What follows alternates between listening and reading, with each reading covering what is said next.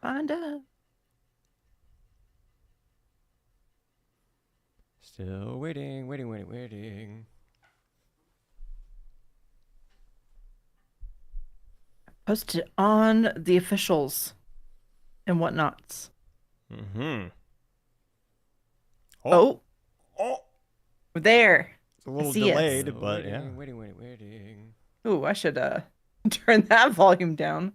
Yeah, I just totally muted the stream there because I wanted to see what it looked like. Doing it live with that. Oh, hello there. We really are doing it live. All right, Hey, everyone. I'm gonna hide that and go over here with this. Oh my goodness. Nick. The podcast always jump to start with a live stream. Is that what happens? Okay. Currently, we're jumping the shark now. Sorry, guys. Are we? Okay. We had a good run. I mean, it's fine. Good run.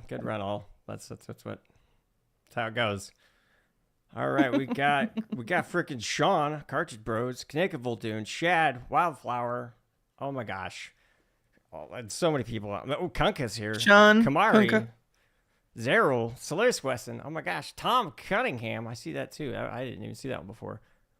All sorts of stuff. Okay, I think I got Oh my God, it's Starman. Starman's here. Oh my God, Michael What's up, buddy? How's it going? Hey, are we playing tomorrow? Just our Friday. This is not Friday. This is Tuesday. I am so many days off right now. So many days off. Yeah, so many days. I don't know. Sure, we could jump to Void Lord. That's fine. I mean, there is kind of like a Void Lord behind us right now. Like, scary. Yeah, but I think I need to widen these boxes next time. I'll fix that. Yeah, this is our first trial run of this, so it's we're gonna learn as we go. Learn as we go. Yeah, I feel like I'm a little stuck. Yeah, in I feel here. like if I go like one way or another, I'm off. All right, well, yeah, we'll fix that up next time. Next week, we'll make it look even prettier. All right, so you're ready to? Did you get your recording going on your side there, Allie? Not yet, but I can happily push this big red button right here. Yeah, I might as well start recording it while we're here. Thusly, yeah. I am recording. Yeah, all right, you're recording. So what's up, everyone? I am. That's true. What's going on? I don't have any of my cool scene transitions or nothing, so you're just gonna see our faces as we're sitting here, like live streaming and all that kind of good stuff. So welcome. We're totally excited. I mean, I'm stoked to freaking be here, honestly, because this is cool. Yeah. Well, if we're ready and I'm ready, you ready to record? Let's do the thing. All right, let's do it. Yeah. That's what the people are here for. Let's get it done. Here we go.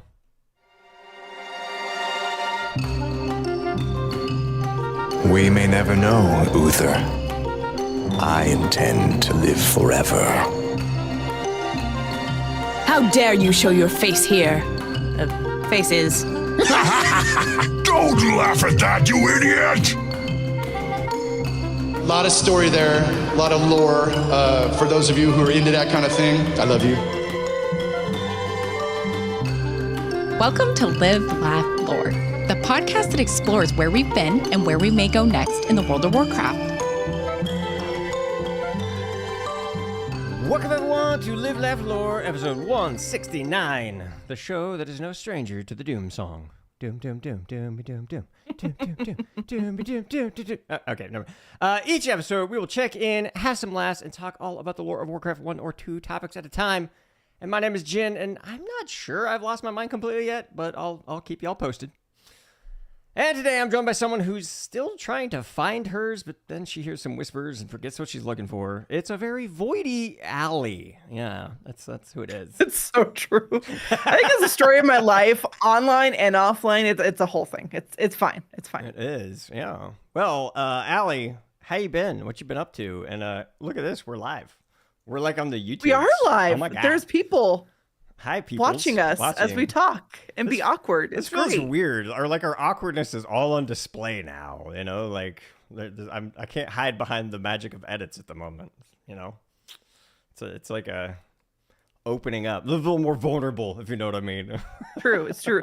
I mean, the people here get to see that and experience that. people listening at home who weren't able to make it, there's gonna be some editing. It's fine. Yeah. There's some edits. Don't worry, folks. Yeah, But this is going on YouTube, so I'll be around. Well, that's true. It'll be around. But yeah, I asked you a question, Allie, and then I interrupted you. How you been? How you doing? That's all right. Been good. One of the things I did, you're going to talk about, so I'll leave it for that because that was pretty amazing. And outside of that, which, you know, that's a thing you'll talk about in a second with math rocks and whatnot and fire elementals. I have been doing good, doing the delves, doing the time walking. I use time walking to get my DK up to 80, which is really nice, and then put a whole bunch of gear on her. She's already item level 600, I think, without even trying, which is awesome. Beautiful. She's got a lot of way to go, obviously, but that was just with warband gear I had sitting in my bank. So freed up some bank spots, which I'm going to fill up, I'm sure, with books and more warband gear, because that's how that goes. And mounts, and not actually getting mounts, but trying. How many mounts? I've been running. How many mounts have we got, Allie? Jack squat. This big old goose egg. I've got nothing. You're lucky we're recording right now because I'm going to flip you off. Hey, I'm in the same boat as you, buddy. I have tried ICC multiple times. Nothing. How many up to? How many up to? Well, with this like collector's bounty buff. Yeah. Just this week. Probably 10. What? Oh, if we're talking just this week, it's like 3 or 4. Okay. So before this week, like last week, it was another 3 or 4, and then multiple hundreds and hundreds and hundreds of times, literally. Yep. I understand. And then also going for the Blazing Drake for Dragon Soul, because that's the last Drake I need for the Awake the Drakes achievement, which also gets me a Drake. So I want it. And that's another one that I've gone for off and on throughout the years, multiple tries, and still nothing. I have other ones I want to try for during this buff, but those have been my main goals for so long that I'm focusing my time on those. With no luck, but I'm going to keep trying. It's all right. But at least I got my DK to 80, which feels good. Got my belt upgraded. And that's about it. Otherwise, I'm going to sit here and talk about Cyberpunk, and that's what we're here for. So what have you been up to? What did we do together this last Saturday? Well, first, I'm going to commiserate with you and talk about this ICC, because people were talking about, they're like, oh, the drop rate, it's so good now. You're going to get so many things. We're just giving Invincibles away. I did the count. This week I've ran ICC 12 times. 12 times this week. I didn't even know I had that many alts. I didn't know you had that many alts. Well, let's just say one of the characters that I ran it with was a level 40, like, freaking character. And yeah, that's still high enough. You can do it. You can still do it at level 40. It takes a while. You do have to dodge the shadow traps at that level when you get up to Arthas, because you can't kill him in one hit, but he doesn't do any damage to you, so it's fine. But yeah, zero luck. I'm gonna still do it. I'm gonna keep going because it's all July, right? That's my understanding. It's that it's July the entire way. Yeah. Yeah. All right. Well, I'm gonna keep going. I'm gonna keep trying. It sucks. Every single time I kill that guy, I'm like, no, not yet. But anyway, I'm gonna keep trying. That is basically my entire goal until 11.2 comes out. Right, it's just to get Invincible, because I have completely ignored getting my belt. I have completely ignored upgrading anything else. I'm just running ICC. That's all I've been doing all my time in game. So I, for some reason, don't know why, I confused you and Berserker, because I had in my head that you got it when it was actually Berserker who got it. Okay, so you're like thinking, damn you, Jin. So my whole like wanting to flip you off thing, that wasn't towards you, that was towards Berserker. So Berserker, if you're listening, love you, buddy. We're both flipping you off right now. That's true. It's true. Straight at the heart. So thanks, buddy. Thanks. But yeah, speaking of Berserker, we also played D&D with that guy, as well as a couple other folks. It was a good time. I apparently like ruined something. I don't know if it's completely ruined or if it can be fixed. I don't know. So I'll just give everyone the really quick synopsis of what happened is, well, we went into this like dwarven city that had this like molten metal flowing throughout it. And we were trying to decide, okay, what are we going to do? Where are we going to go next? And me over here, the freaking, Circle of the Moon druid, decided that I was like, you know what?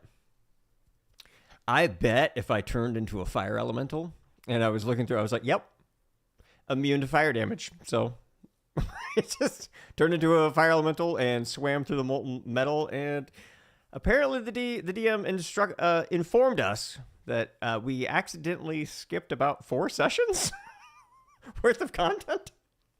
I kind of feel bad because I feel like we're gonna need to go back and grind a level. Like, what do you think, Allie? Maybe. He definitely was not planning on us skipping 4 sessions. So I'm not sure what that means for our future and our livelihood, if you will. Right. I don't know. If we'll find out. Maybe I broke the game. I don't know. I feel like I found a bug or something like that. I mean, maybe. Yeah. I had a good time with that one though, because we were coming up with all sorts of crazy ideas on how to accomplish this plan, and it worked out. I loved it. It was a ton of fun. So yeah, that's what we did. And also, I'm going to be playing some in-person D&D for first time in quite a few months, and coming up on Saturday. So I'll let you know how that goes. So I'm looking forward to that. Yeah.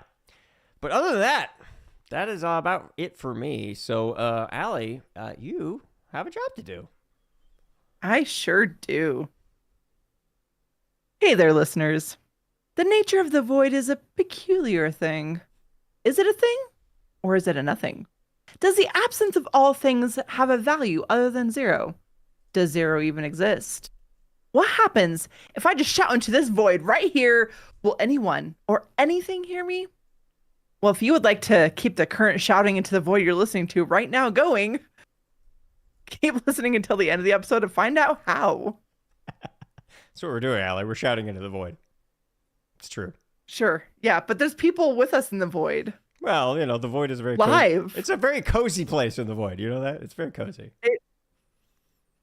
Unhealthy and toxic, but so true. It's very cozy.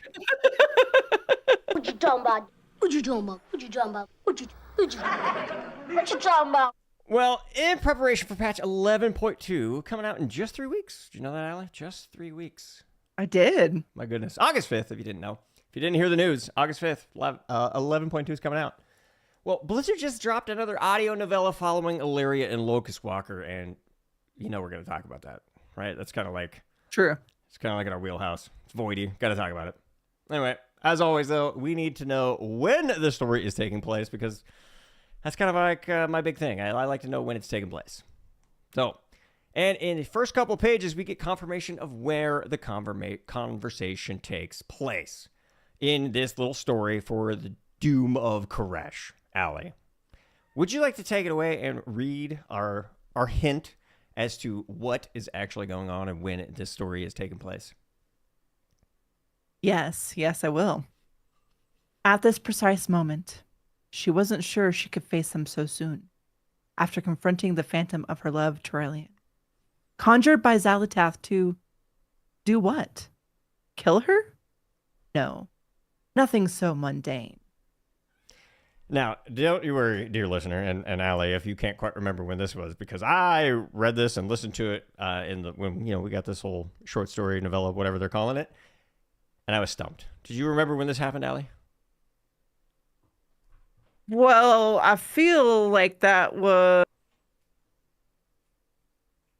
the pre-patch for War Within? Yes, it is. Yes, correct. Yes, it is the pre-patch. So took me a second. So yeah, 10-7 quest line where we were following around Illyria to figure out who even the Harbinger was.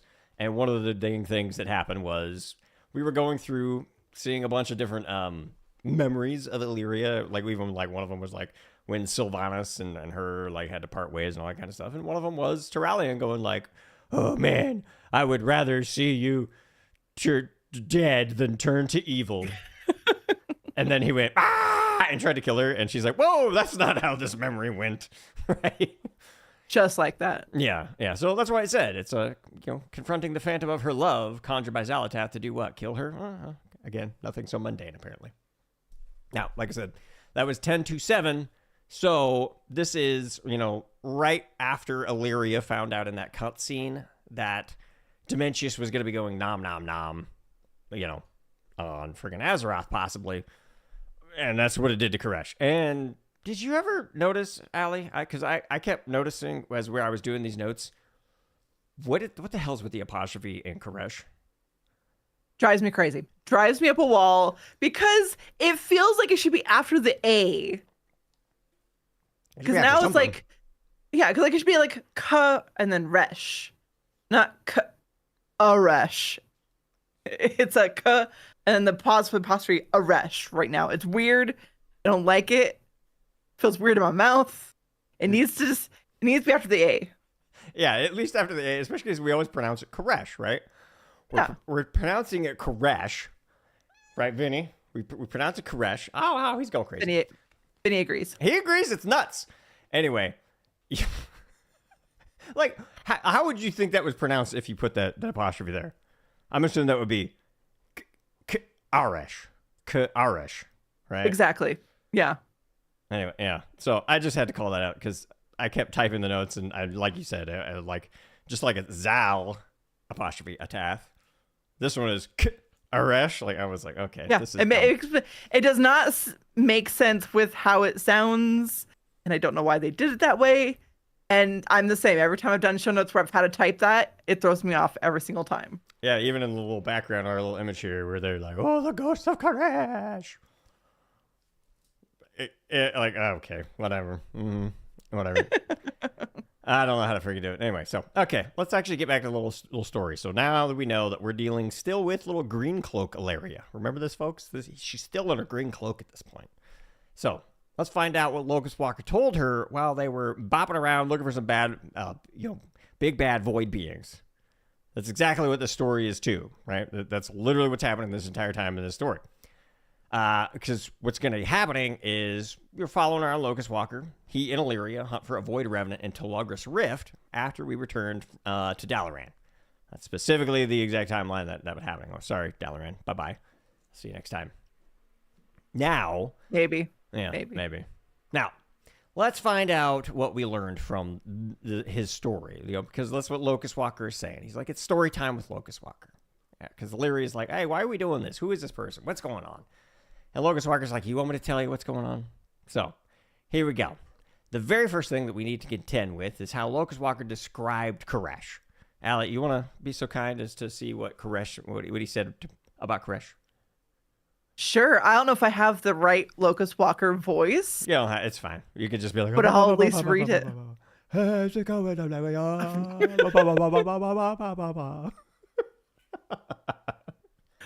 There's no words in that unless it's secret Koreshi words that we don't have a translation for. I don't know. It's just weird echoes. Koresh was never like your Azeroth, never green and blue, blanketed by oceans or teeming with growing things. Koresh was a harsh place, a world of sand and stone and dust. But there was something else, a certain magic.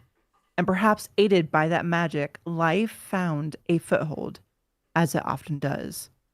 For ourselves, the Koreshi, we loved this hard world, and whatever it lacked, we made. So what do you think, Allie?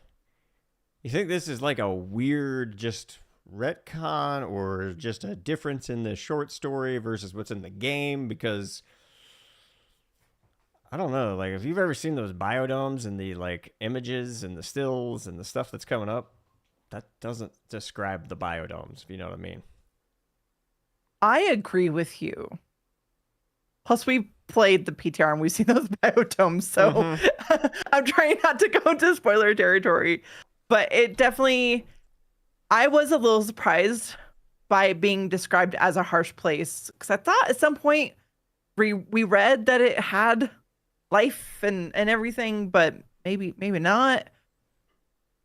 I don't know. Yeah. But we learned things. We've learned a lot of things in this. Oh, yeah. We'll get to that. We'll get. Yeah. Lots of crazy stuff happened in this story, but let's go ahead and get into it. So let's get back to the story. The next thing that actually we learn is that Locust Walker's hometown was named Menusa. Menusa. That's where he's from. Right. So it's just like when you find out that the Night Elves were like from Suramar, and you're like, where's Suramar? And then we went there in Legion. It's like that. Anyway, so he's from Menusa. Big freaking deal. And his job title was Technomancer. Technomancer. Anyway, whatever. Now, he says his job was dedicated to studying energy harvest and transference, but I'm convinced he was just dedicated to laying down a sick beat. But I guess we can just leave that to Rick Reverb, though, because, the Technomancer, I don't know, that sounds like a DJ to me. What do you think? It absolutely does. And now I'm just getting this image of Locust Walker at a table with the records and the buttons and like, everybody scream! Embrace the void. Yeah. I don't like know. that. It's stupid. It's dumb. Yeah, it's a horrible joke. Okay. Okay. All right. So he's a technomancer, right? Now we also find out that the Koreshi operate under a caste system. He doesn't really like talk ill of it either, but that's probably because he was like from the upper echelon. He was like the top class, if you know what I mean. So yes, he didn't seem to have a problem with it. He was like, "This place works great. This is fine. I like this." Anyway, now. He was actually even friends with the city-state ruler, the ruler of the words, the ruler of the city-state of Menusa. I can't say that right. Yeah, it was Kaiveza. Kaiveza was the ruler of the city-state that he's from. Where have we heard Kaiveza from? Yeah, it's freaking Nexus Princess Kaiveza. We're gonna see you again in some delves. Coming 11-2. For that, she was a Ray boss. Yeah. Yeah, she's coming in the delves, and she's an assassin now. It seems like a weird change of job, right? Head of a city, like a mayor or something. Now she's an assassin. I'm dying to know so much more. I'm hoping we learn more about her because I had the same thought of, okay, so at one point she was like on this like council for this city street or like the ruler or whatever, and seemingly one of like the quote unquote good people. And then she was sent to assassinate us and collect something on Azeroth or something. But like, why? And who? Like, who sent her? Who told her to do that? When we're meeting her now as a leader, ruler. So what happened? There's a gap there, and I wish for them to fill that gap at some point because what happened to her life? We don't know. I don't know. We barely know what happened with a freaking Locust Walker, so there's that too. Yeah. There was a lot of yada, yada, yada, and then we're like, wait. Right. Bro, you left a lot of yada. Like, come on. We need more than yada, yada. Although he did kind of go, true. That is a story for another time, but we'll get there at the end. He did do a lot of yada, yada at the end. He did. Larry's like, now what? It's like, what? Oh, you want the rest of this? Or you... Silly. No, it's a big tease. Big tease. He's a big tease. Anyway, all right. So yeah, that's where we meet Kaiveza. Now, apparently, the real leadership for their people came from their religious leaders, though. That's the other way that this whole caste system works. Kaiveza, not in charge. She's just like kind of important. Now, they were like super into the Council of Oracles. Which I don't know. It says the ranking members of this council was High Priest Saladar. And when the Radiant Vision started, it was this council that the Locust Walker sought their council. I don't know why I wrote council twice, but I did. Whatever. He's like, hey, council, I need your counsel. It's just like that. That's what he did. Anyway, whatever. By the way, this didn't go over too great. It did not. So this whole thing, he's like, hey, I've been doing this. There's all sorts of crazy stuff going down. I need to study the bad stuff. Literally the bad stuff where it's literally like the void energies are getting out of control. Like, because he keeps trying to figure out what's happening. The void is he's getting like some bad readings on his like freaking Geiger meter or whatever. Like, I don't know. Did you get that impression? Is that he was trying to study all that and he's just like, it was off the charts. It did feel that way. Yes. Yeah. He's like, hey guys, his void energies are kind of off the charts right now. And I need to study it. And they're like, yeah, no. You're a void sorcerer, you betrayer, kind of gross guy. So they thought that was blasphemy. Dirty, dirty void sorcerer. Yeah, so gross. Dirty, dirty void sorcerer. All right, well, that's what happened when they tried to do that. Like I said, the council actually banned him from continuing his research. They're like, Dad, you can't do that. No, you're a void sorcerer. Even Kai Vezek called him out, even though they were friends. They're like, yeah, can't do that. Apparently, the reason why they couldn't do that because it had to do with the fact that it was entwined with the world soul. I don't really understand. They're just like, no, it's outside of your oaths. And that was a big thing with the Koreshi back then is they had a big oath thing. Really into oaths. Big time. Oath. So that's why they said you can't do it. Did you agree, Allie? It was kind of the same, similar vibe. Absolutely. Yeah. Anyway, it was bad. So his research into the void and world soul wasn't the only naughty thing he was getting up to, though. That's not it. No. No, it wasn't. No, it wasn't. It's not it. You see, he also had to kind of like this long distance. I don't know. It kind of, not necessarily on again, off again, just like she had her thing, he had his thing. And whenever they were in town together, they were just, you know what I mean? Like that was the vibe that I got from them. Yeah.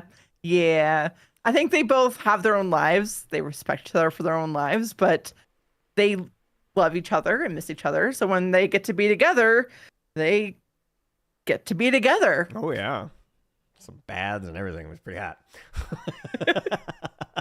It was good little steam there. I'm like, Yeah. oh, Blizzard. It was nice. Oh, my. Little steamy romance novel up in here. It was nice. Yeah. Yeah, apparently his girlfriend, the reason why she was not always in town is she was what is known as a spell dancer. That was a nomadic tribe, council, cartel. They probably call them a cartel now. I don't know. They were nomads. She was a nomad. That was her caste system. That was her oath. They didn't stay in the same place at any one time. They kept moving around, right? So that was kind of happening there. Now, apparently in Menusa, it was kind of taboo for them to be together. Like it was like naughty, right? They didn't like that.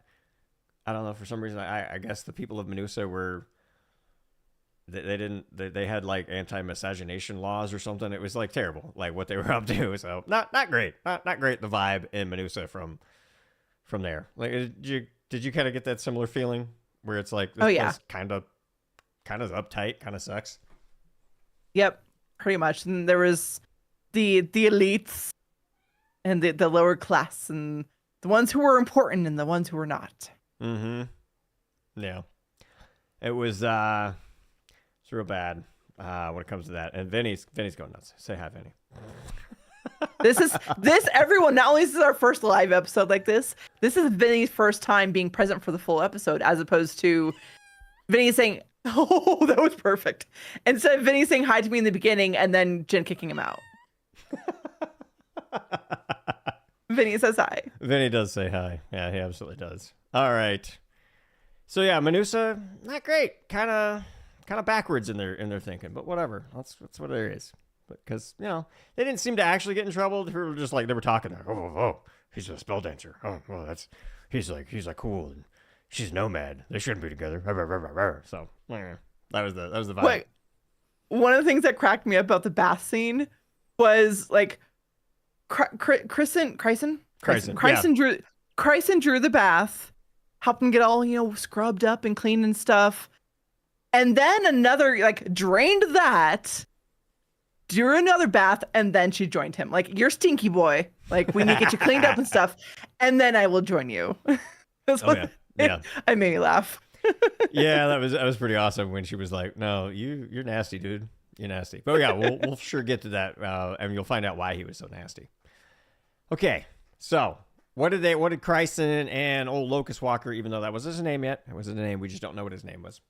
Anyway, they were just out doing some shopping, trying to like just get their mind off of the fact that he just got told no by the council. You can't do the research into the void. Not allowed to do that. So they're just fine. But then they're like, hey, yeah, I'll catch you later. And then Locust Walker got kidnapped. We're like, wait, what? Yeah, that was fun. So he got kidnapped. Then after the whole dark hood was removed from his head, the room was full of most of the council that he had met that day, and as well as some other oracles and things like that. And as a fun surprise, his abductor was Nari. Now, did you pick up on who Nari was, Allie?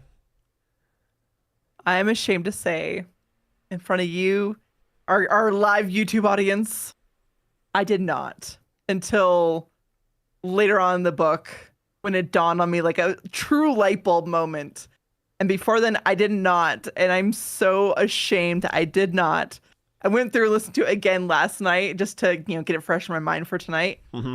And I was like, yeah, that's totally Venari. Like, how did I not even think about this? I felt so silly and stupid for not realizing it way earlier on that that's my Venari. Like, how? Like, how did my brain not process that? I don't know. Did you? The first time through, I just was listening to it kind of passively because I was basically just kind of enjoying it, absorbing it, trying to decide, for example, is this going to fill an entire episode? The answer is yes. Yes.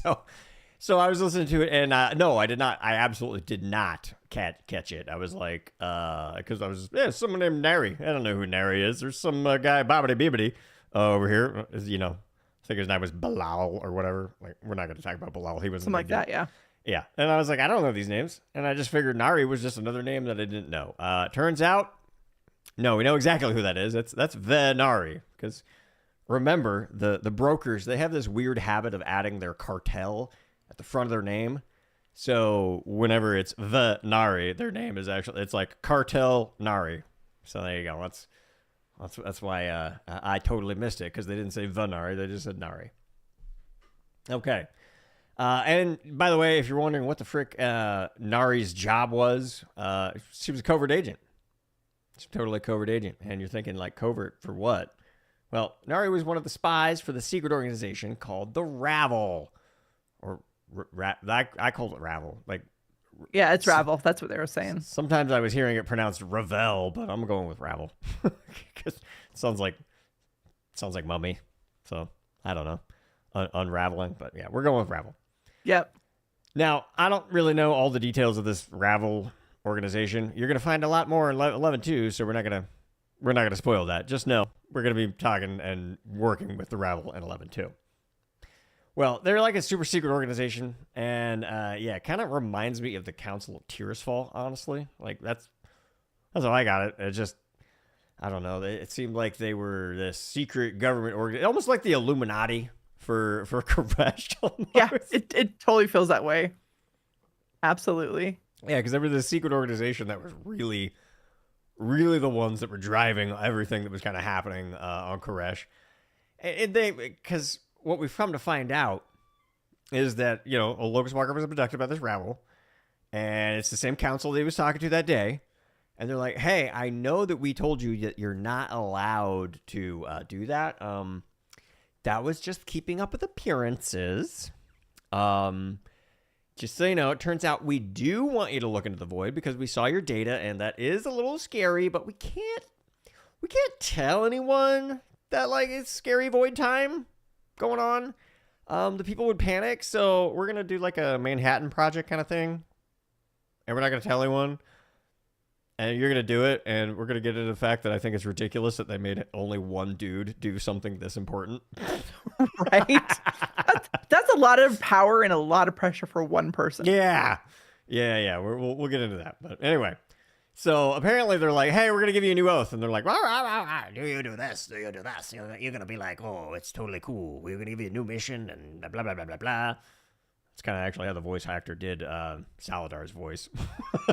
It actually is really close, yes. It's kind of close to how they did Saladar's voice. Anyway, so he said, I do. And he got a new oath. Mm-hmm. And he said, actually, I do a whole bunch of times. And this is when he officially got the title Locust Walker. They just never told us what his name was before. So anyway, he's a Locust Walker. I want to know. I think it's Ed. I think it's Ed, Allie.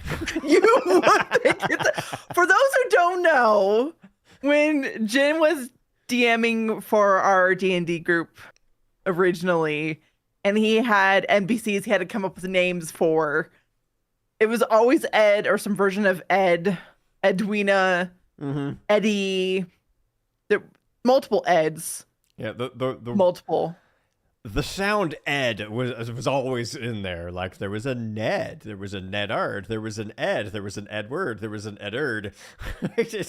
You get the idea. So yeah, his name was Ed. There was like 3 Eds. Like my character flirted with one Ed to get what we needed. It totally worked. It was great. We had a lot of fun.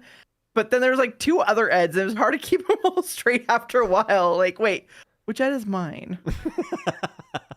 Well, there's lots of Eds. That's the problem. All right, so he's got his little thing, and now, yeah, that's kind of the end of part 1 of this whole story. Is they're like, hey, Locust Walker, there's void stuff. I want to look into it, and they're like, no, you can't. Oh wait, we're the Ravel. Yes, you can. Yeah. Anyway, so the big kind of scary thing is at the end there is it's a good thing they decided to look into the void because all these people in this like warehouse where they were doing this little oath thing, they heard a scream coming from all around them, like, shit, what's happening? And they would go outside to investigate, and yeah, literally the sons of Koresh had someone turned them down. Someone like hit the dimmer switch or something. They're like, meow. Yeah. And yeah, that's yeah. There's like a void lord in the sky now, and that scared the bejeebus out of me. I don't know about you, Allie, but if the literal sun went DM. So yeah, okay, scary. I don't know how they're not.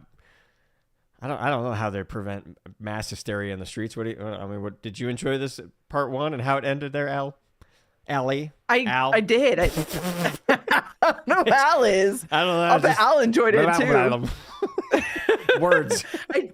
Words are hard. Yeah, I did. I thought it was a good setup, and it gave me enough to be. I mean, obviously, I was going to do the other 2 chapters. I was going to enjoy them. I was going to be hooked, but it gave me enough to like need to do the next chapters now versus putting it down for a little bit and doing something else. So it was good. It got me hooked, intrigued me. There's a lot of things I wanted to know that it didn't tell us, like Locust Walker's name before he was Locust Walker, or what they looked like before they became ethereals. I was hoping to find that out, and we didn't find that out. So they have skin. Questions were answered. We know they have skin. We know they have skin. We'll talk more about what happens to said skin, but it was a good setup, and I liked it. What did you think? Yeah, well, it was good. It was a good one. Now, like I said, this is just all set up. This is just someone going, hey, my name's Locust Walker. Hey, Illyria, let's go on a little walk here. Sure. Can you tell me a story while we're going on a walk? And he's like, yeah, sure. Let me tell you about my hometown of Menusa. Kind of sucked. They didn't like me dating my girlfriend, but they got over it. I was really good at my job, and then I was like, hey, man, I'm seeing all this void energy going on. Can I look into it? And they're like, no, you're a technomancer. You're not a void chaser, as Solaris Wesson wrote in the chat. And then he's like, oh, shit, okay, well, I guess I'm going to go back to my job of technomancer. But then they kidnap the guy, and they're like, can you actually look into the void? And then the freaking Void Lord pops up in the sky, and he's like, yes, I will look into the void. Absolutely. That's okay. So there you go. There's your TLDR of part 1 of Doom of Koresh. Beautiful. Well done. All right. Now, are you ready to get into part 2? Yes. All right. Now, as part 2 kicks off, Illyria and Locust Walker were continuing their hunt for a very specific void being, and he said that he will need Illyria's help in defeating it, but that its heart belongs to him. Foreshadowing. Now, we don't know why it belongs to him yet. More on that in part 3. Okay. Now, in an attempt to get the story moving again, Illyria asked Locust Walker about the fate of the Koreshi and Chryson, specifically his girlfriend, Chryson. Now, he didn't answer her, but he continued explaining that when the skies of Koresh turned violet from the presence of dementias, the natives all locked themselves in their home to try and avoid having to deal with this nightmare. But obviously, in time, the Koreshi got used to it and returned to their daily lives once the oracles announced that they had a plan to deal with this whole unending night thing. It's kind of a very keep calm and carry on sort of vibe then. That's kind of how I took it. Yeah, basically. Now, this certainly felt all too real because, sure, the twin sons of your planet are being devoured by some big purple thing in the sky, but you got to make that bread baby get back to work. Don't you agree, Allie? That's how it kind of felt for them.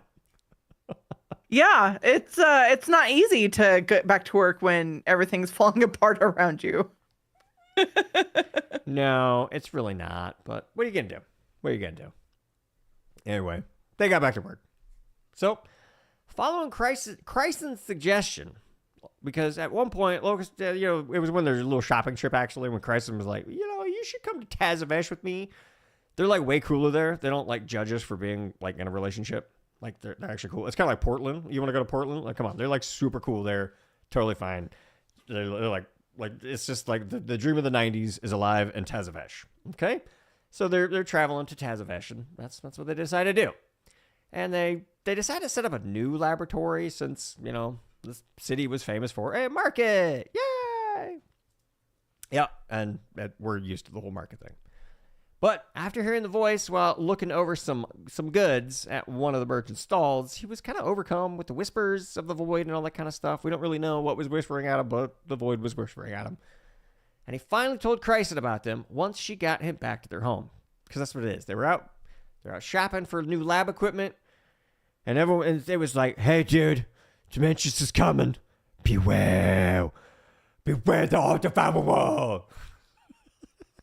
Just like that. It's exactly what was happening. It's like, beware the artifact. Look out, and he's just like, he was dumbfounded. I don't know. It's kind of what happened to him. It's weird as shit. Okay, so they get back at home, and he's like, Chryson, yeah, it's like, I keep seeing these whispers. It's void. It's nuts. Because at this point in the story, Chryson and the rest of the spell dancers were going to be on the move again. And even though she offered to stay and help them with their work right there in Tazavesh, Locust Walker knew that it was her oath to go. So you gotta go. You gotta go. So she went and left him to his work, and it nearly consumed him. Until weeks or months later, because Chryson returned and gave Locust Walker that super sexy bath. So let's listen to that clip here. Seeing her was a glorious balm for my troubled mind. Ooh, sexy. She embraced me and held me, and all I could do was stand there and weep. When I was finished, empty, she pulled away. I moved to kiss her, and she pushed me back with a laugh. Yeah, he was empty. She prepared a bath, which was long and hot and wonderful. And I did nothing but succumb to her attentions as she scrubbed and washed the lost weeks away. Then she drained and drew the bath afresh to join me in it. And for a time I forgot about the void and the ravel. Chryson even managed to drown out the voice in my mind. Mm-hmm. It's hot. Oh my. Oh my. Yeah. So yeah, she took care of old Locust Walker here. Cause so what was going on is he really got into the work. She left, and he literally got completely absorbed in the work, where he was barely eating, barely sleeping, just working all the damn time. And that's why when Chryson finally came back, she was like, dude, you need to rest. You need to take a break. So yeah, that's how that one went. Yep. Yeah. All right. Well, anyway, so after some much needed care and affection, Locust Walker let Chryson know all about the research and everything that had been revealed at this point. And it wasn't looking good. It was actually looking pretty shitty. 'Cause, I mean, there's a void lord in your sky, obviously. Not great. Yeah, this is like, okay. It's not great. What are you going to do? Anyway, so here we are. We're Locust Walker, and tells Chryson that the Rabble are way too hands-off with this whole thing. Way too hands-off. Like, they're the worst secret society, and we'll discuss that in a second. Because, like, it's insane. Because we need to start communicating this whole time. Let's check this out. Let's see what's going on with this guy. What do the Ravel say? I laughed myself then. I have yet to tell them. Chryson pulled herself away and stood, her expression stern. Time runs out, and you have yet to tell them. I sighed. It is complicated, my love. Okay, so this guy, is the only person apparently working on a literal Void Lord in the sky. Only guy that at least that we know of. It's not like he's working on with a team of researchers. They've just dedicated this one dude to say, go start looking into this. And they don't even check in on him? They're not like, hey, what's happening? He's just working. Or at the very least, they kind of task kind of like as I'm not going to say like a really crappy worker, but you know, it's pretty commonplace, at least that I've seen, where if you're really good at your job and you don't really like work, like dealing with the client, for example, you don't really want to have that like difficult conversation. You just want to fix it before you actually have to have that hard conversation. So Locust Walker's like, yeah, there's a Void Lord in the sky, and I'm gonna look for a solution before I talk to anyone else. It really does kind of go back to this, like I think this was like episode 9, Allie, when we were like, you know, if these people would just talk to each other, so Right? so many of these problems would be avoided right now. Now, to play devil's advocate here, in his defense, considering how he's been treated in the past, like, no, you can't look into the void. Oh, we're going to hit you upside the head and hurt you in order to drag you into our secret society and ask you to actually do it. Like, they really haven't done a whole lot to instill a ton of trust, I think, in him and make him feel like he is able to communicate in a way where they're not going to question him or mock him, and they may actually support him. And so I could see from his perspective wanting to make sure he had it down completely. He had a solid plan in place and he could communicate it well, and it's going to work before he goes and like is vulnerable and talks to them about it. Yeah, that's absolutely what they're doing, because they are not instilling a lot of trust in him. Nope. No, they're not promoting a workplace with kind of like an open door policy, because they literally like you said, abducted the dude and then was like, get to work. Don't tell anyone. And they're like, well, that includes you, apparently. I'm not going to say shit. Because I'm kind of like terrified that this is the thing. So then he kind of goes a little crazy trying to fix it himself. And it's terrible because, like I said, the Ravel actually are the biggest problem in this whole situation, in my opinion. Because, yeah, they tasked him with this job, didn't give him any help, and it's just, it's terrible. Because he's just killing himself trying to figure this stuff out, and I don't know what the F they're doing the whole time. Like what were the Ravel up to other than just scaring the shit out of him, and also a Void Lord scaring the shit out of him? Like, I don't know. Like, it seemed to me that, yeah, they're just like the worst like organization, like project management or like their project skills are terrible. They're just terrible leaders is how I'm seeing it. Like, they don't know how to run anything. Like, we do hear at some point, I forget when, if it's happened at this point, I can't remember.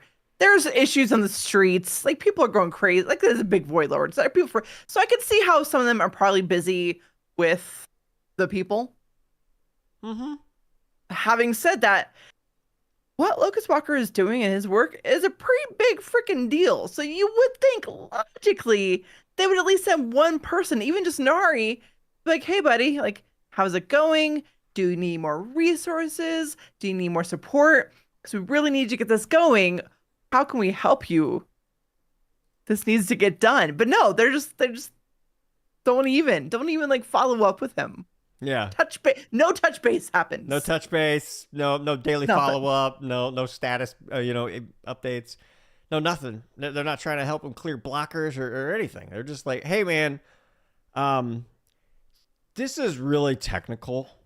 You know, like we don't understand it, because they always talk about how freaking technical and his calculations and this and that. It was nuts, the research that he's putting into it. So they were like, this is nerd stuff. I don't understand it. And this is nerd stuff.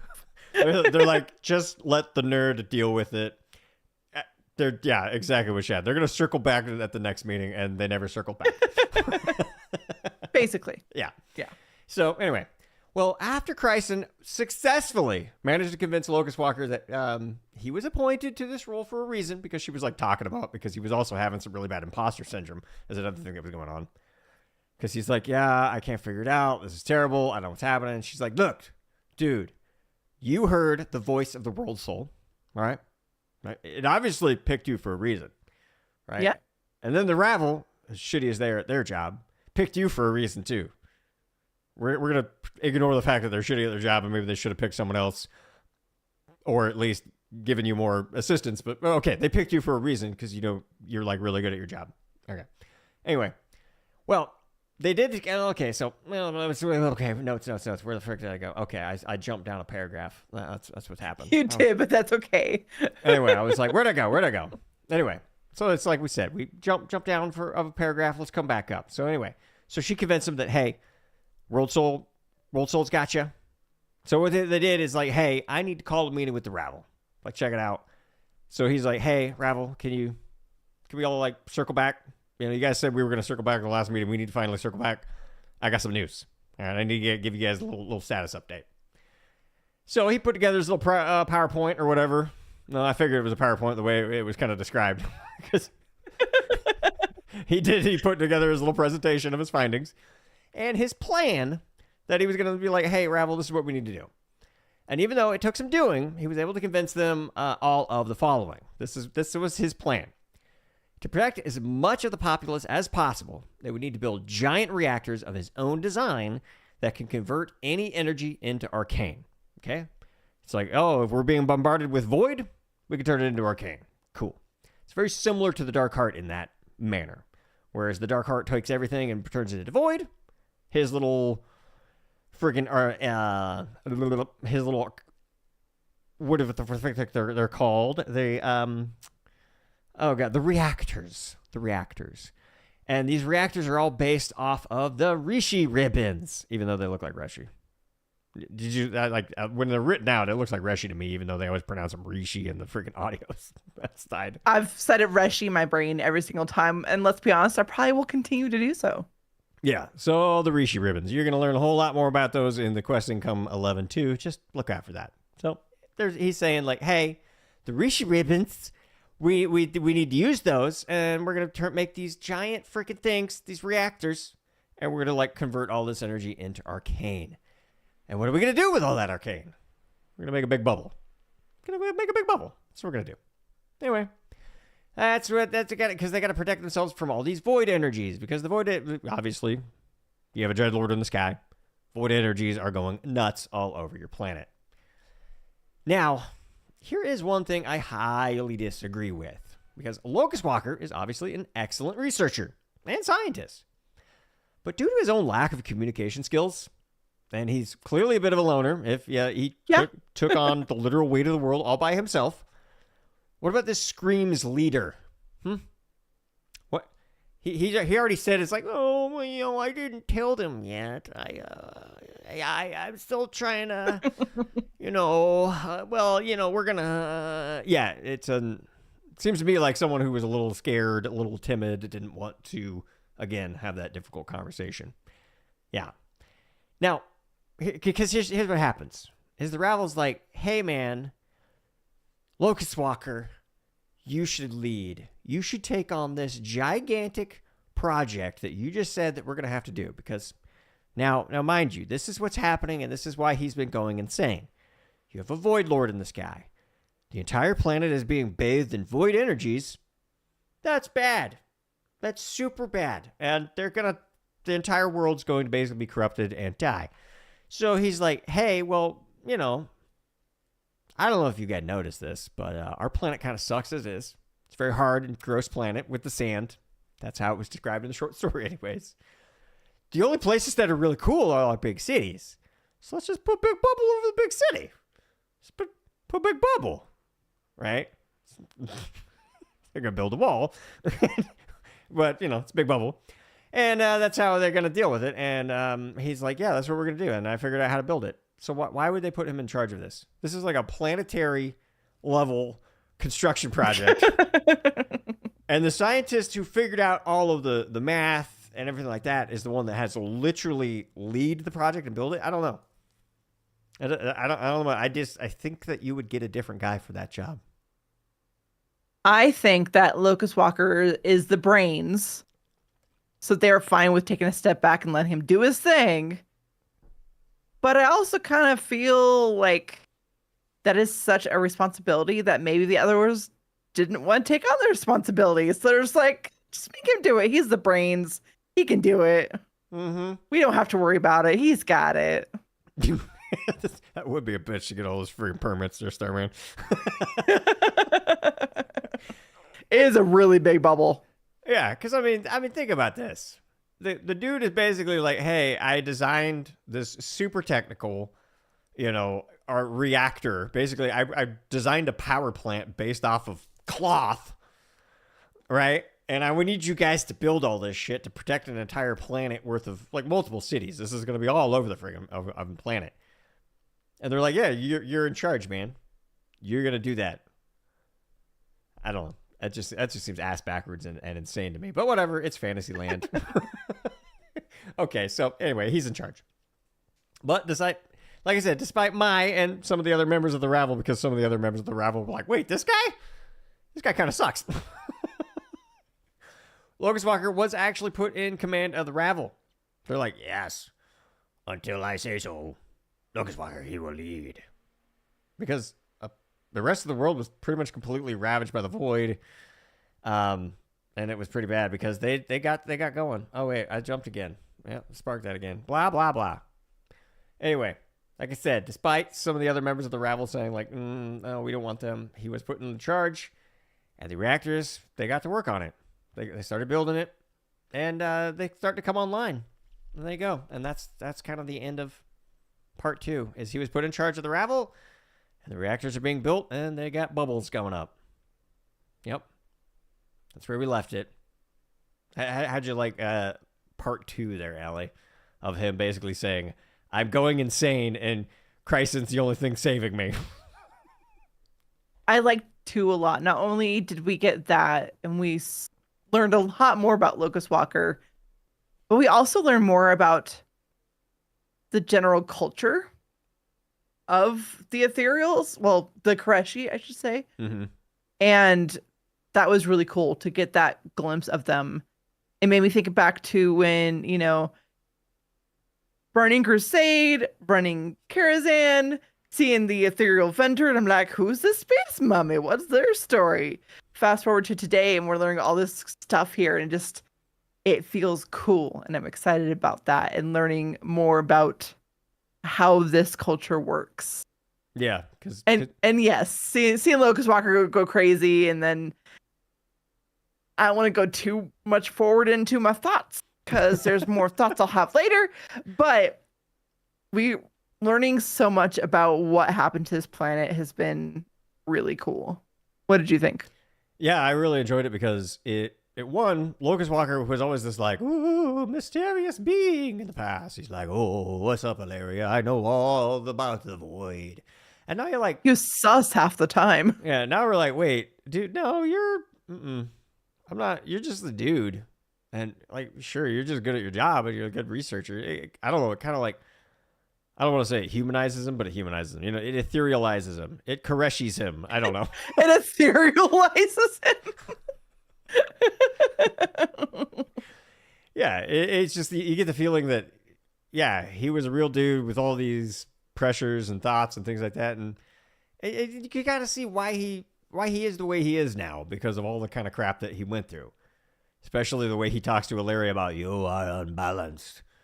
You got to get rid of all your shit because that's what happened to me. That's what happened to me. It sucks. You should join me in my pain. Right. That's how it feels like he's doing. It absolutely does. And Hilaria calls it out later on too, which we'll get to, but Hilaria is seeing Locust Walker in new light as well, which has been eye-opening for her too. Absolutely. Now, there we go. So we're going to jump into part 3. We're going to start wrapping this up because part 3 actually begins years later, right? Because it does take them a while to build these reactors, and they got to work. And the only thing keeping the Koreshi alive at this point were the arcane shields that they had built, right? And yeah, because like I said, the rest of the world was pretty much completely ravaged by the void. If you weren't under a shield, you kind of screwed. Yeah. But where we going? Now, in fact, the planet's suns, Meter and Tie Meter, were completely devoured by the void at this point. And the whole planet actually seems to be sitting in the void at this point. You know what I mean?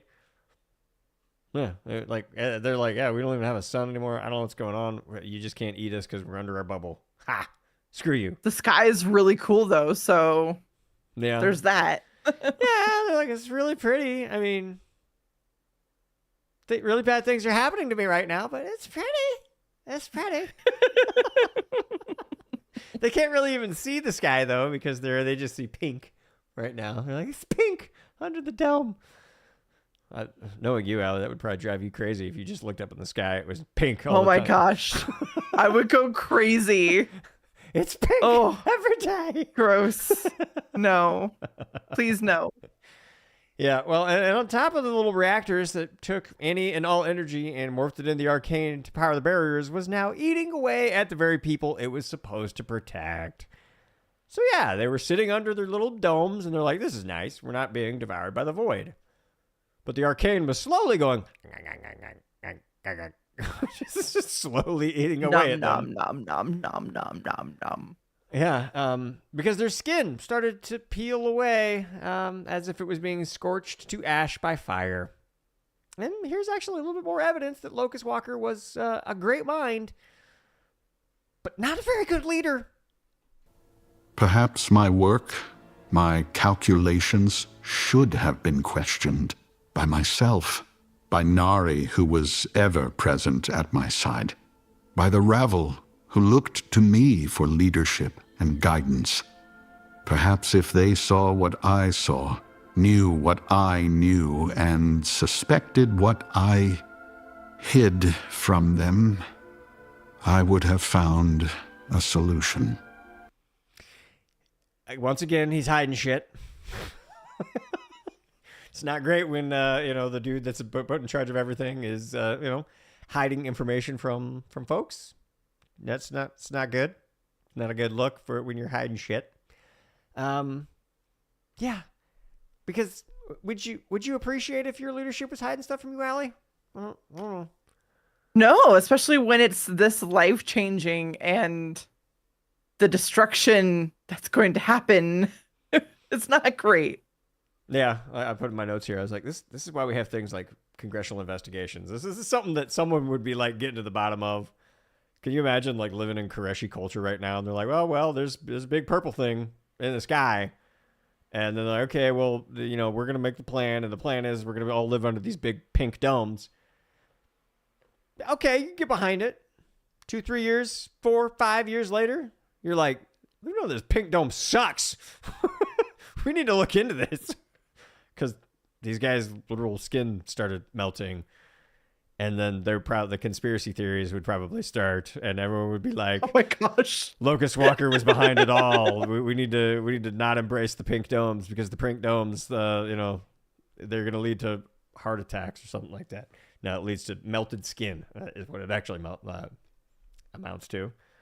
Because it's as we're saying, Locust Walker's calculations had been correct if the siege were to last just a couple days or months. But this years-long siege took a toll on the people, and their bodies began to waste away, and they wrapped themselves in bandages to hold what was left of them and themselves intact. Yeah. This is where we start getting etherealized, and literally no one peer-reviewed his calculations. No one actually checked to see if this was a safe level of arcane that the people were going to be exposed to from day to day, right? Like, it kind of reminds me of when people first invented x-rays and people were just like running around taking pictures of their bones like, this is cool. Right. And they're like, yeah, this is a great technology. We're just going to live under the dome and we're going to be totally safe from all the nasty void. Which again, okay, sure. The rest of the planet was screwed up. But again, maybe something that big of a deal. Again, go back to the Ravel. He didn't have anyone peer review his work. It's kind of messed up, man. I don't know if anyone could have peer reviewed his work. I don't think anyone has his brain to be able to do that But he called himself out like he should double checked his own work. Yeah. I mean, that's to me. This is like Koresh's like almost like their version of like the Manhattan Project, because it was like super secret, right? They didn't want anything out. Yeah. But that's the thing. The Manhattan Project had lots of people involved. It wasn't just Einstein. Einstein wasn't the only one that was there. So you can kind of think of Locust Walker as kind of like a little bit of an Einstein character. But where's Oppenheimer? Where's Oppenheimer? Where's all that? So that's what I'm like. You come on, Ravel. You guys suck. That's all I'm getting at. The Ravel suck. I don't like the Ravel.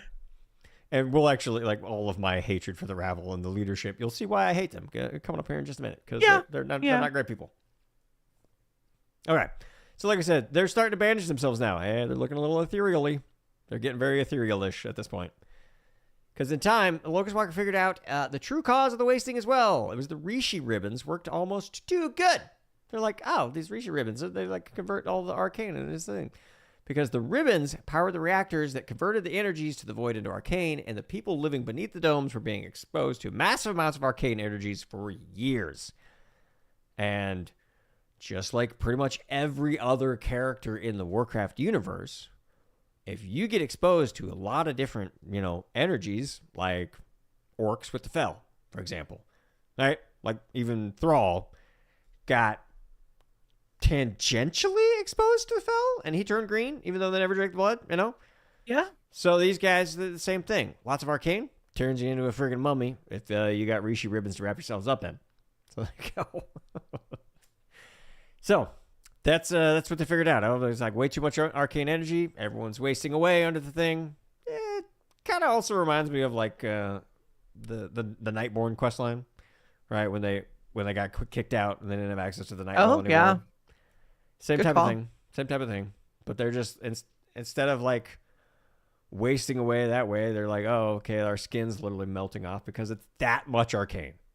Like it was. And also, it probably didn't help that the void was basically constantly bombarding the planet with void energies. And it just like was this nasty feedback loop where it was like, okay, we convert all energy into arcane. So the more void you send at us, the more arcane we generate, and we're just going to burn these guys' skin off even faster. So, yeah. Big vicious cycle. So there you go. All right, well, vicious cycle indeed, because one night when he and Chryson were alone together, Locust Walker discovered the true fate of the Koreshi. Yeah, at this point, they didn't really have anything to work with. Their skin was melted off. Yeah, Locust Walker discovered what the true fate of the Koreshi would be. Because Chryson's body was no longer just flesh and blood, but now shone with the light of the arcane through her bandages, like the ethereals. Because he took these findings to the Ravel and informed of his new plan. He's like, hey, we're going to become ethereals now. Right? Have you seen those models? They're really freaking cool. We're going to be like, as we move. Like, it's going to be so freaking sweet. Like, everyone's going to be able to want this as a playable character. It's so freaking cool. That's what we're going to do. We're going to put freaking bandage mummy things, and we're going to be just arcane creatures. Well, the Ravel didn't like that. I didn't like that. No. In fact, the whole High Priest Saladar, who was in charge of the Ravel, but he was kind of, which that didn't make any sense. Like that's actually one thing that was a little still confusing to me, because during part 2, they're like, Locust Walker shall be in charge of the Ravel. And then I think he was like, until I say so. Probably. Guess what? He's about to say something else now. Mm-hmm. Yeah. Yeah, it's coming. It's coming. Because he's like, yeah, you know what? I don't know about this whole becoming an ethereal thing. Kind of like my skin. I don't know. It's a little messed up right now. But what are we gonna do about like putting our skin back on? Like I don't know about just keep going in this direction of like arcane energy. But anyway, so he's like, well, I'll make up a final decision later. Right? Locust Walker's really talking this up too, because he was like, look, we will evolve beyond our own bodies. We will basically live forever. Ha ha ha.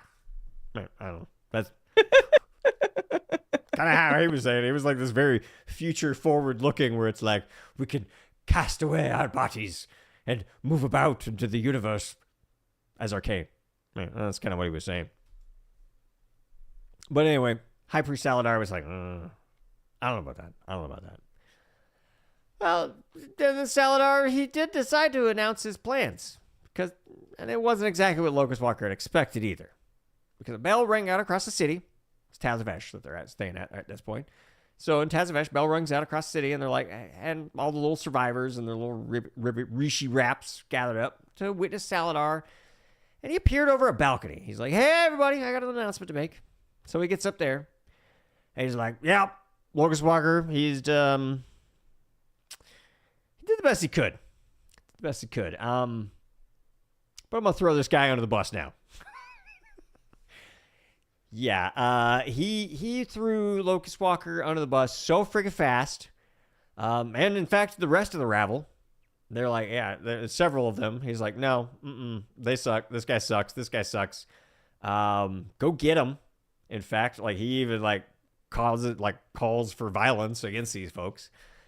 And yeah, that's not a great thing, because to top it all off, he then just goes, I'm not your high priest anymore. I'm your high king. Can you just do that, Allie? I didn't know you could just do that. People try to do that. Some people do try that. They're like, I'm a king now. I'm a king. Yeah. Oh, you shut up. No. Get that gross. No. This is a happy space. That voice does not belong here. Get that the fuck out.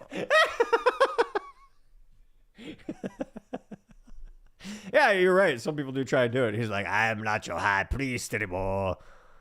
I'm a king. It's good to be king. So yeah. So it's and they just let it happen. And on one hand, like, I was disappointed that he so quickly turned against the rabble that he was working with and Locust Walker. But at the same time, it's Saladar. I also was not surprised whatsoever, because later on we kill him in Netherstorm. So, yeah, not surprised. Yeah, that was He needs to be taken out now.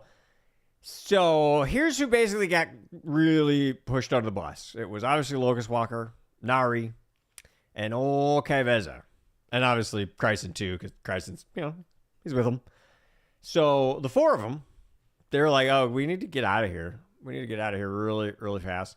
And it was actually pretty funny, because I thought it was at least entertaining.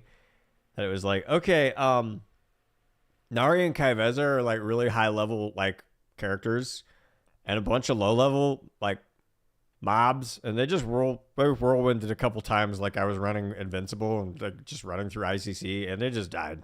They just died so fast. Right.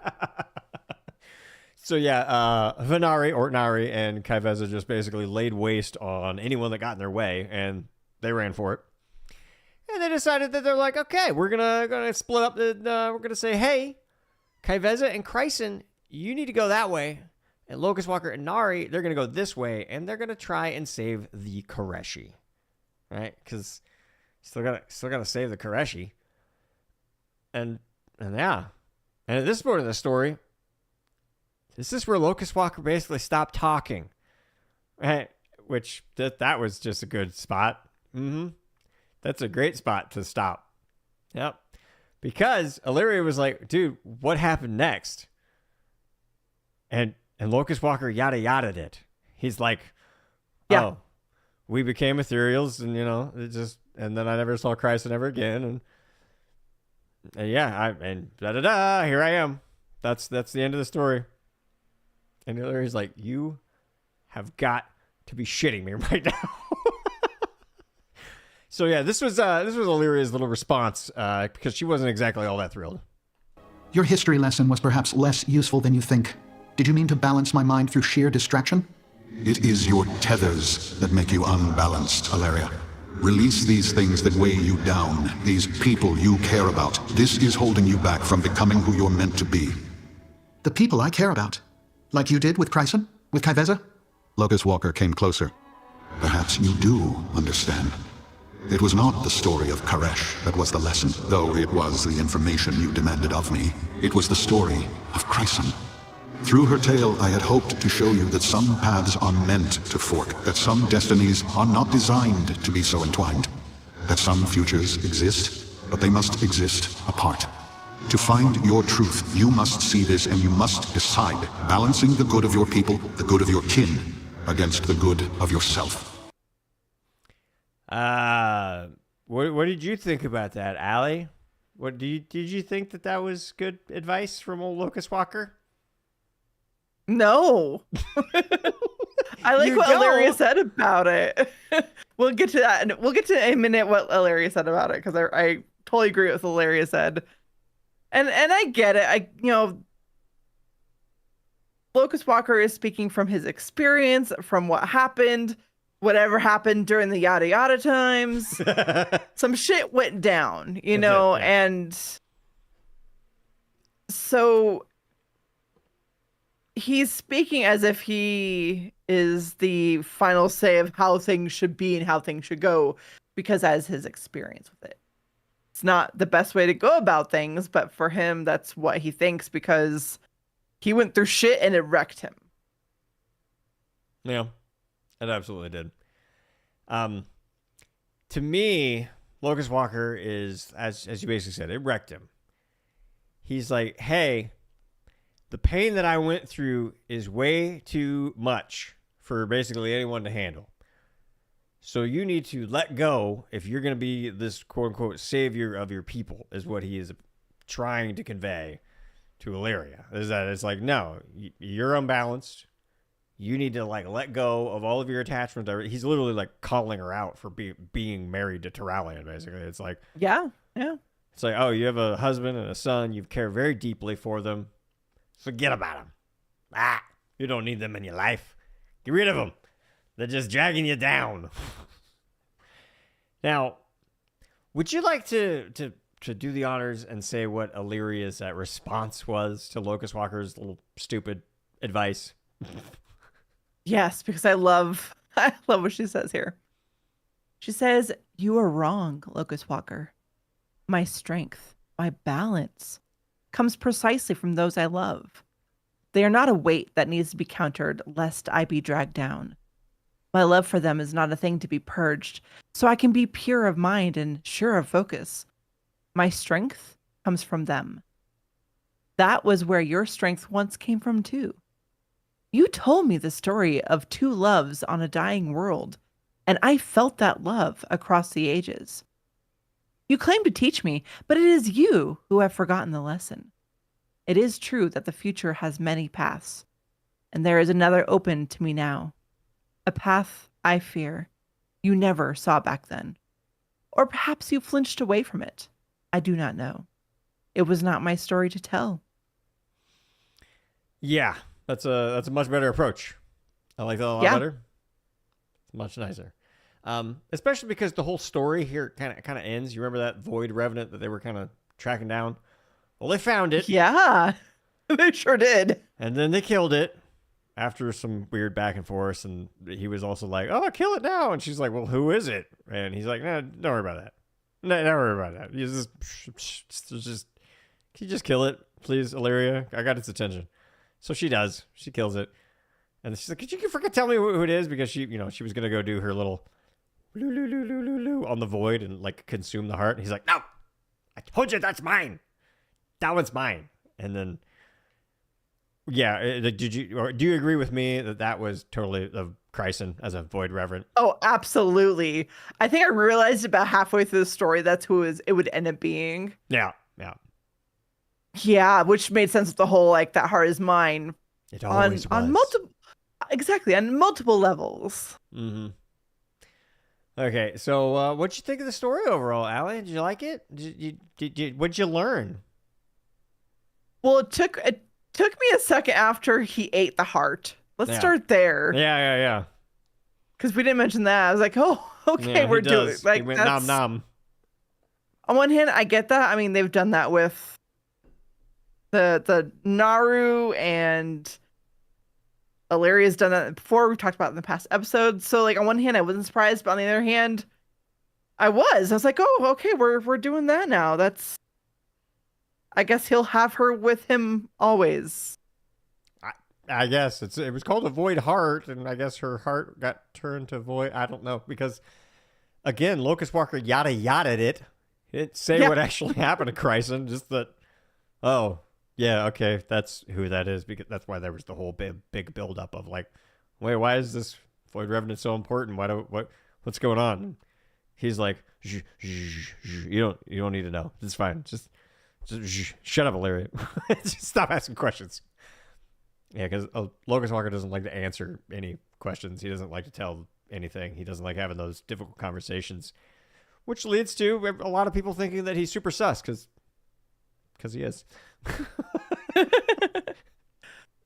But it was a good story. I have multiple thoughts and questions. First up, I had in my head that this whole event and what happened on Koresh and to the Akreshi happened quicker than what it did. Like, I don't know why I had in my head that it was a quicker instance of Koreshi going, not Akreshi, but Koresh, going, getting nommed on, and then the void energies pummeled them, and then they quickly had to figure out the wraps and stuff. Like, Right. I was surprised that it was this slow degrading and slowly losing their flesh, and that it was a process of torture and this long event that happened. I was surprised by that. Were you, or was it just me? I was big time surprised, but this does make Okay. sense because I'll give you like the overview, like type of thought process that I had with the Ethereals previously. It was, Koresh was destroyed by the void and it like consumed their planet, and it was like this big like surprise kind of like, Right. I thought Dimension. Yeah, that's what I thought too. Yeah, I thought Dimensions was like, and just totally showed up, and they're like, oh shit, what do we do? Quick, put the bandages on. Ah! And they put like, that's what I thought the Ethereals were doing, because they're like, oh, this place is like bathed in void. We're screwed. What are we gonna do? Big band-aids. Got some big band-aids, everyone? All right. Big band-aids. So they put the big band-aids on and they're good to go. Well, this is like, it adds so much more to the story, because it's like this jackass Locust Walker who doesn't know how to talk to anyone. Super brilliant guy. Like, don't get me wrong. Super brilliant guy. Doesn't know how to talk to anybody. He doesn't. Was like, hey, check it out. This is what's happening. I'm getting all these like little, my little freaking radiation meter is like going off the charts. Can we look into it? And then the Illuminati approaches him, is like, hey, keep that shit down. But yeah, can you look into it? We'll pay for everything. Because when he moved to Tazavesh, they're like, yeah, just put it on the company card. And he's like, sweet, buy a whole new lab, put it on the company card. So then he got to work, and then he was like, well, this is really bad, but I can't say anything. Yeah. And then it turns out, okay, he figured it out. And then they create the reactors. They make the big bubbles. And like that, it's all making sense. But I'm going to leave it at that, because I'm just going to say there's a big spoiler coming in 11.2, and I'm not going to talk about it. And that because with this added information, you'll go, oh, that's okay. Because like I said, I thought it was like a big blip, right? We had a Radiant song kind of thing. Remember going back to that cutscene where it's like, yeah, we heard the Radiant song before Dementius devoured our world. That's the vibe that I got. It was like this. I popped in, I devoured your world. It's kind of like in the comic books when Galactus would show up on like, worlds that don't have the Fantastic Four, right? He would just show up and be like, "Arr, arr, arr, arr," and they're like, oh shit, our planet's gone. Oh well. And then the Koreshi are floating through space, putting band-aids on. Right. I kind of wonder if some of our, because even like Kamari in chat saying, same thing, like assumed they got blasted by, nuclear explosion of void. Yeah. I wonder if part of that is because our history and what we know of past events shaped that thought. For example, Draenor. Mm-hmm. And we all explodey. Yeah, that was I mean, yeah, sure. Like it got torn apart little bit by little bit because of all the portals and stuff, but eventually it was just one big explosion that turned it into Outlands. And so maybe in our minds we're thinking, oh, well, Koresh got wrecked by Dementius, So it was one big thing, and maybe we just thought it was like connected those two, even if it was subconsciously. Yeah. Maybe.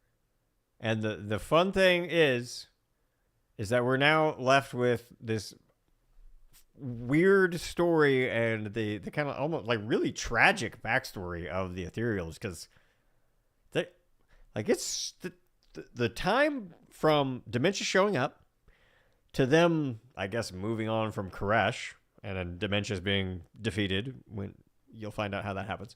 Well, not today though. Nope. You'll get this kind of like big view of, oh yeah, that freaking sucks, right? You know what I mean? Like obviously we thought like, okay, your planet got destroyed. That's really, really sad. But it was just this really sad and just awful, long, drawn out process of just this is just really freaking sad of everything that they had to go through. You know what I mean? It's just we thought this was like this big, like, you know, rip the Band-Aid off, get it over with kind of like big event. Like you mentioned Draenor, where it's like, you know, bad stuff. The Fel was eating away at it, but, you know, they were still there. It was bad. Yeah. And then as it like crumbled and started going, there was that big like skadoosh, like the big explosion that kind of caused it all. So yeah, I agree. I really thought that's how Dementius had done it. And now we get this just way sadder version where he's like, basically because of the stupid leadership of the Koreshi, they were given an impossible task. He came up with a solution, kind of. There was nothing that he could really do anything about other than, you know, try and save his people with just like the crappiest and limited of options. And then he did his best he can. Well, you know, again, not being supported as he probably should have been. And then he just like gets thrown under the bus. And I do feel bad for Locust Walker. It really sucks what he had to go through. But at the same time, yeah, really, really bad communicator. That's his biggest fault. Horrible communicator. And he yada yada's a whole bunch of stuff at the end of the story, which is He does. But yeah, anything else to add, Allie? Yeah, a couple more things. Okay, let's do it. Going on, you know, what you were speaking on how tragic the Ethereal story really was. It was Adam Christopher who did this novella, and again, like he did a Heartlands too. Like the way he describes these situations, I think it's really well done, and he did a great job shining a light on how tragic their story truly is. I like him doing Warcraft stuff. I think we need some more Adam Christopher. Yeah, it's been really good. I really enjoy the writing in this one and everything like that. The only thing that we're kind of scratching our head off on this one is what's up with the biodomes? Because, you know, this is really not a spoiler at all. It's just, you know, as you're working in the biodomes, we're saying, oh, we're trying to create Koresh the way it used to look, and you're like, this is a lot of greenery. I thought you guys said it sucked here. So that's the only thing that we kind of noticed that's a little off, because everything else about this story, it really kind of adds a lot more color and information around it, where it's just like, yeah, because previously it was just, yeah, Dementius ate it, and now we're like, oh, there's a lot more to this. There's a lot more to this.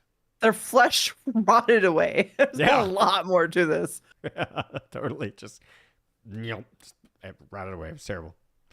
Yeah, there was a couple of parts where they actually exposed the bandages when they were trying to say like, oh, we can become more, right? We could become just arcane beings. They were like showing off like, you know, Chrysan's skin and you know, the light underneath within.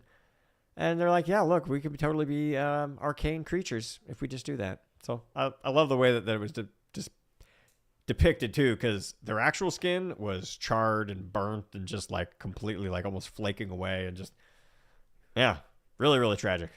Awful. Probably insanely painful too. Yeah.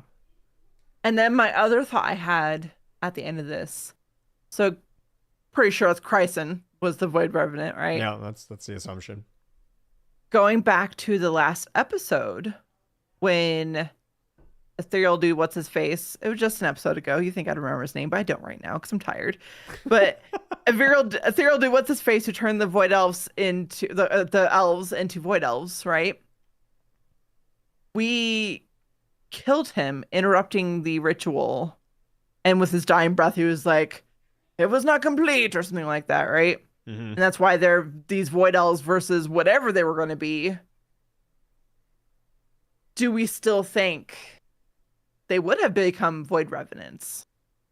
Yeah, like you talk about with the ritual that Dingbat, when they opened the box, started doing. Is that Yeah. So that Yeah, because you were thinking that, because we talked about, what would have happened if the ritual finished, like what would have happened to them. Yeah, Because they wouldn't have been void elves, and you were thinking maybe some kind of void elemental but revenant kind of thing. We saw like Chryson got turned into this void revenant, possibly because of too much void exposure or whatever happened, yada yada yada. Are we still thinking that might be the case? Yeah, I absolutely think that's the case. I think whatever that same ritual was, based on kind of like the information that we're kind of getting and the way it was described in the the lore walking quest with Zalatath. Yeah. How it, I believe it was the voice of Yasharj that was like, "Hey, I can't believe that you guys are like," or it was like, "Yeah, you're super rude for, betraying the void that embraced you."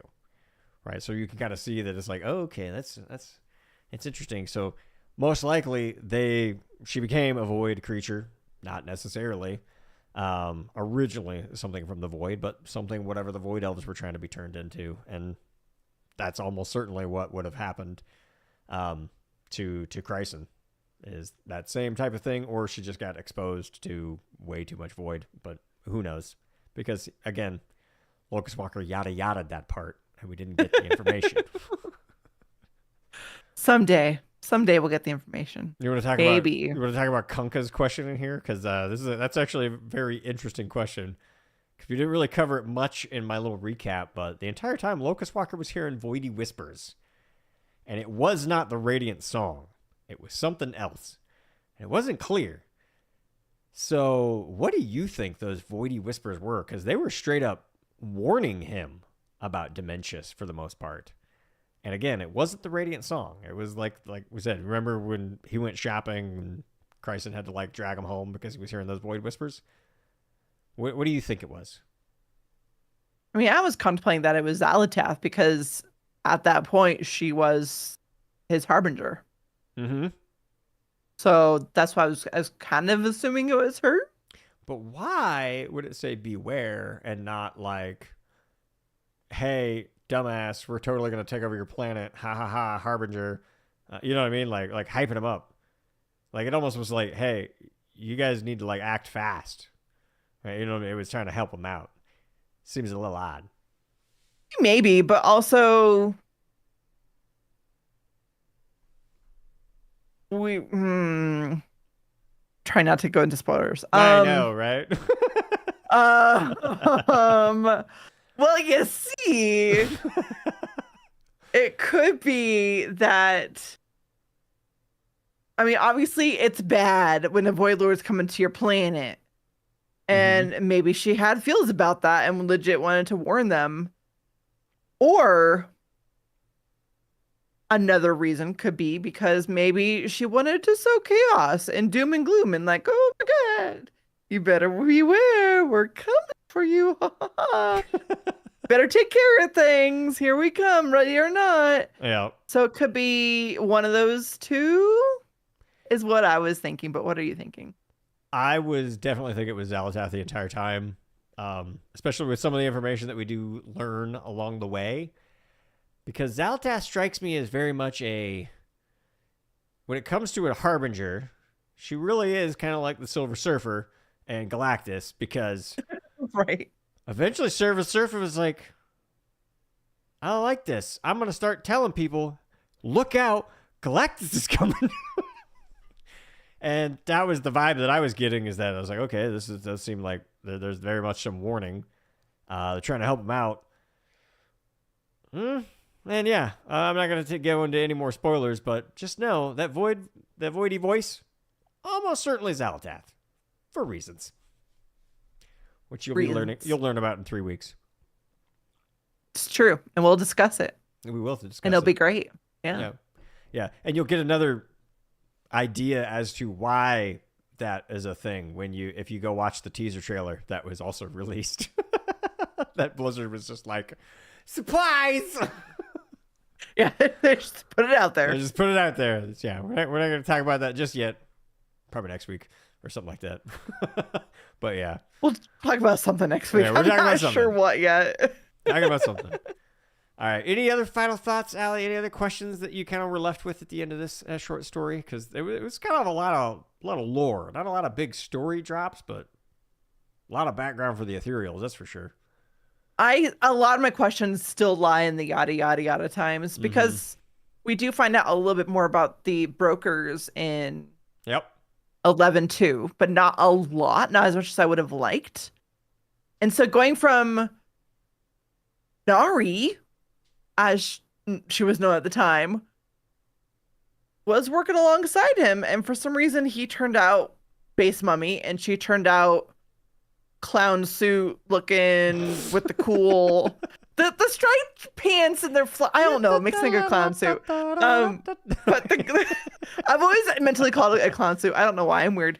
But the clown suit with the cool flame head, like how obviously two separate paths for reasons. What are the yada yadas? Like what happened that made them different? I need to know. So there's still plenty of questions. But that was not the purpose of this particular novella. No, because, he yada yada'd all the 11-2 stuff that we'll learn about. And beyond. Yeah. There's a lot more. There's still questions after 11-2. Oh, for sure. Maybe we'll get some of that in the raid. Maybe we'll get some of that in 11-2-5. Maybe. Don't know. Yeah. But we'll see. Yeah. It was great. It was great, but yeah, Locust Walker's still absolutely sus because as soon as he got to the good part, he's like, "Yeah, we're done. We're just gonna leave that as a cliffhanger. Don't worry, Illyria. You already know the end of the story, so you don't need to be worried. I'm still here, right? Right? You know I got out. There you go. It's like you don't need another rest. It's fine. You don't need to know. But yeah, that is our synopsis, our review, our little fun discussion over the little novella Doom of Koresh. Yeah. Did you like it, Allie? It was good? Loved it. It's great. I need more of these. Good way to give us some flavor and expand some stuff. Yeah. Definitely more of these. I liked Heartland. I definitely loved the Resnick short story. Just more. Resnick. More of these. We need more. These are fantastic. Yeah. Well, I think I'm done yakking about this short story. So at that point, I believe you got a little bit of a job to do. I do indeed have a job. That's right. It's the part of the show where we say a quick thank you to all the patrons that support us and keep the show going. If you'd like to join their ranks and support the show, you can do that by going to patreon.com/livelaughflore. And no new patrons this week. And we love every single one of our patrons. They are amazing and wonderful. Thank you so much, everyone. We do like to say a quick thank you to our top patrons. That includes Donald McWaters, Sean Wilson from Farazroth. And credit to Farazroth because we saw them do their live show like this on YouTube. We were like, oh, maybe we could do that too. So I do want to give credit to Farazroth. Yeah, blame Sean. Yeah. We also have Haley. Hello, Haley. We have Harlow. Broder, fix your damn name. It's been multiple weeks now. You're getting lazy, man. Fix it. Well, what is the name? What is the name? Ahmed Adudi. You can't not say it. I'm going to have words with him later. Zeryl. Wonderful, wonderful Zeryl. Thank you so much. So much. So much? Lex Samux. That's how much Broder's name messes me up. Lex Rance, also from Farazroth. Wonderful. Lex Rance. Welcome. Thank you. Yep. Words. Shalil, who's had some good times lately. Spoiler, congrats on the wedding. I hope it's okay I said that, but hey, congratulations. Congrats. Yeah. Nicolobre, Craig Lemus, Void Lord Rigorminos tired of intermediaries and heralds. He's just Void Lord. He's his own Void Lord now. Void Lord Rigorminos. He's tired. Just like Ashara is tired. Yep. We have Mud. Welcome, Mud. Thank you, Mud. Why am I welcoming people? Dear I don't Lord. know. Welcome. You've We been have the here chat forever, here. but you're still welcome. I've been welcoming the chat. I don't know, maybe. But hey, Mud, thanks. Thanks. Aphrodon, thank you too. Thank you. Thistlemorn. Sorry we skipped 4 sessions because Jen cheated, but hey, thank I you. did not cheat. I used my character correctly. And Father Ryan, you are all wonderful. Thank you so much, every single one of you. Stories. There's nothing in the world more powerful than a good story. Well, we love to end every single episode with a positive story to help us keep going in this hellscape we find ourselves in these days. And also a huge shout out to Nick Z from the Torn the Goblin podcast for sharing this story with us today. All right? So just thank you. And if you would also like to share a story with us, be sure to send it to livelaughlorecast@gmail.com or just throw it in the Discord. Yeah, because we really appreciate you guys sharing these stories with us. So again, thank you, Nick Z. Thanks, Nick. Appreciate that. Well, and I also point out, we do always strive to find stories that don't come from tragedy. Sadly, this one does. This one absolutely does. But it's a story that everyone needs to be aware of, that we can all kind of do our part, even if it's just spreading the word that it's happening. So I just want to say, Abide in Love is a volunteer group of about 50 residents in Phelps County, Missouri. They have quietly stepped up to bring care and compassion to ICE detainees held at the Phelps County Jail in Rolla, Missouri. I don't know where Rolla is, but hey, that's where this is taking place. Now, while these men and women often arrive with nothing, stripped of belongings, unsure of how to contact loved ones, and facing cold, lonely cells, Abide in Love works within the jail system to bring moments of warmth, dignity into their day-to-day lives. Now, molded on Martin Luther King Jr. nonviolent principles, Abide in Love sees their mission as both service and a form of peaceful resistance. Because they're not just protesting outside the jail, they're participating in love and action inside it. And Sheriff Kern over there in Rolla, Missouri, says that it's our job to hold people, if anything. It's just their job to hold people. Now, if there's anything that would make it easier on them, they're absolutely willing to do that. Because even in a region that heavily supported the policies leading to these detentions, Abide in Love shows one community can embrace empathy over exclusion and leave people with dignity, connection, and warmth, even in the bleakest of circumstances. So again, it sucks that we're even in a time and place where this is going on, but it's nice to know that people are stepping up and trying to help as best they can. Again, thanks so much, Nick, for sharing this story. And wow, it's a sad one, but also I like to see it. It's good to see empathy. Empathy is a very important thing in all times and eras and communities, and there needs to be more of it. So it's always good to hear stories of empathy like this.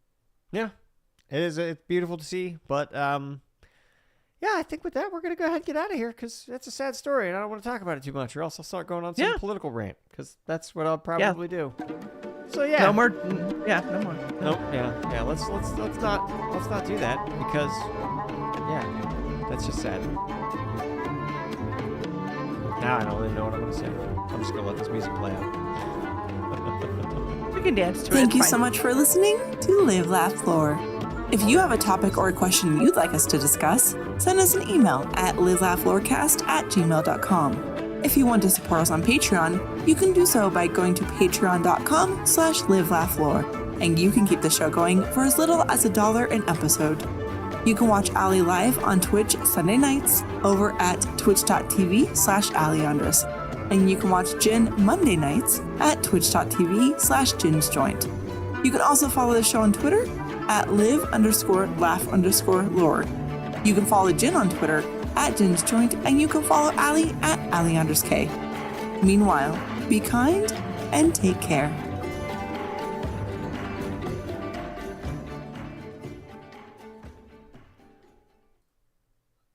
All right, I'm going to go ahead and stop the recording there. Did it. But we can sit here and stay live for a second because, hey, thanks everyone. This was amazing. Thanks for we had a lot of people showing up. Freaking Yeah, that's awesome. Yeah, it was so much fun. So thanks everybody. I don't know. Did you all enjoy this live thing? Should we keep it up? Yeah, if you guys liked it, we'll keep doing it. Yeah, well, I mean, I'm planning on keeping doing it. And if you guys keep showing up like this, then I'm just going to keep doing it. So, yeah, this was I mean, it does help to know that they actually enjoyed it. It's true. That's true. I mean, they're still here, so, Funny. Oh, yeah, no bloopers afterwards. Well, you might hear some bloopers afterwards as me going during the crazy thing. So, yeah, I don't know how to do live bloopers. That would be really weird if I could suddenly like get it somehow. They just naturally get to hear it live. All right, Zero says it was fun. We're gonna do it again. So yeah, really enjoyed it. All right. Well, thank you so much, everyone. Cool. This was a lot of fun. And yeah, we'll absolutely do it again. So we'll keep it up. So yeah. Thanks, everybody. All right. Well, I think I'm gonna go ahead and end it here. So thanks, everybody. Bye. And Vinny says bye. All right, here. I'll actually get Vinny real quick. Oh yeah, I gotta get Vinny to say bye. Vinny says goodbye. There we go. All right, perfect way to end it. Look at that little cute face. Oh my gosh. Oh, he's so cute. Okay, bye everyone.